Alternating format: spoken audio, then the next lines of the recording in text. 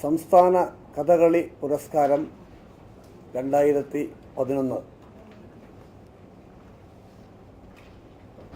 ഇത്തവണ 2 പേർക്ക് വേണ്ടിയിട്ടാണ് തീരുമാനിച്ചിട്ടുള്ളത്. ഈ തീരുമാനിച്ച സമിതി പത്മഭൂഷൺ മടവൂർ വാസുദേവൻ നായർ ചെയർമാനായും കലാമണ്ഡലത്തിന് vice chancellor Shri PN Suresh, Shrimati Vasanthi Menon, professor Vattapparambil Gopinatha Pillai, സാംസ്കാരിക വകുപ്പ് സെക്രട്ടറി സാജൻ പീറ്റർ എന്നിവരാണ് ഈ സമിതിയിലെ അംഗങ്ങൾ.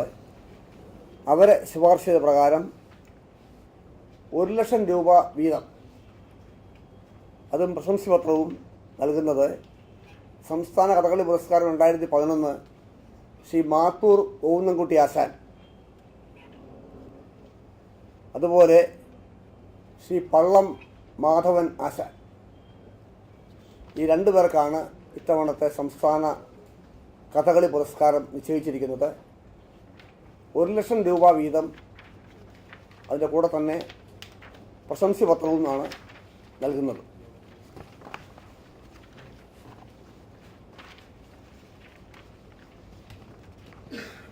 രണ്ടാമത്തെ അവാർഡ് പല്ലാവൂർ അപ്പുമാരാർ പുരസ്കാരം 2011. അതിൻ്റെ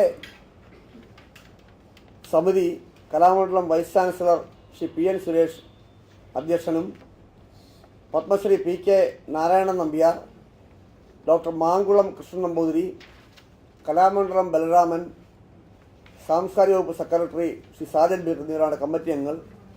അവർ ശുപാർശ ചെയ്തിരിക്കുന്നത് ശ്രീ തൃക്കൂർ രാജൻ. അദ്ദേഹം ഏതാണ്ട് 6 പതിറ്റാണ്ടോളമായി പഞ്ചവാദ്യ രംഗത്ത് അദ്ദേഹത്തിൻ്റെ സജീവമായ സാന്നിധ്യമുള്ള, ആ രംഗത്തെ ഏറ്റവും പ്രഗത്ഭനായ ഒരു കലാകാരനാണ്. അദ്ദേഹത്തിനും 1,00,000 രൂപയും പ്രശംസാപത്രവുമാണ് അവാർഡായി നൽകുന്നത്. മൂന്നാമത്തത് കേരള നൃത്തനാട്യ പുരസ്കാരം 2011.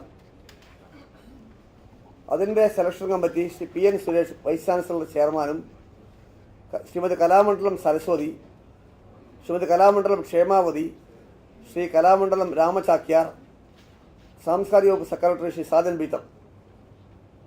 ഈ സമിതി ശുപാർശ ചെയ്തിരിക്കുന്നത് ശ്രീ കിടങ്ങൂർ രാമചാക്യാർ അഥവാ കുട്ടപ്പ ചാക്യാർ.